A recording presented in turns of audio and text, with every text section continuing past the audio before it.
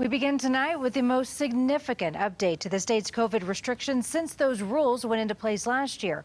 The mask mandate is going away. But there are some conditions. Governor Polis's office confirmed to our political specialist, Sean Boyd, he is ordering the change. This follows the announcement from the CDC today that vaccinated people can stop wearing masks indoors. So under the new state rules, if you're fully vaccinated, you can stop wearing that mask. However, local governments can still keep their mandates in place, and businesses can still legally require customers to wear a mask. Certainly, the mandate has been highly controversial since the pandemic began. Now, while the change is welcome news as Colorado makes its comeback, the debate is far from over.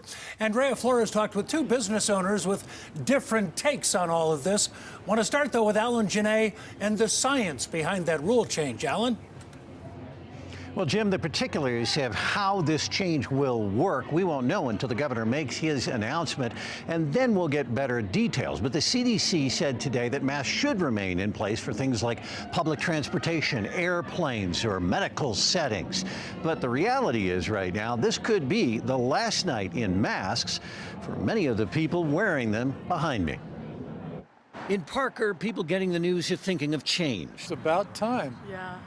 Yeah, it's great. Yeah. We're ready to be without masks. And able to feel more normal. I think it's great. I think it's about time. President Biden walked out without a mask to deliver the news. Today is a great day for America. And the head of the CDC detailed it based on data on vaccine performance and knowledge of how it holds the spread of COVID. That moment has come for those who are fully vaccinated. UC Health's Dr. Michelle Barron has been cautious through the pandemic, but recognizes the success for those otherwise healthy. Yes, absolutely. I actually agree with that completely. There are breakthrough cases. The individuals this has occurred to usually are people that have issues with their immune system from underlying medications or from underlying disease states. Change could be hard for some. But I'm not totally comfortable with not wearing them all the time quite yet. Somebody that's younger, healthy, they will be absolutely protected.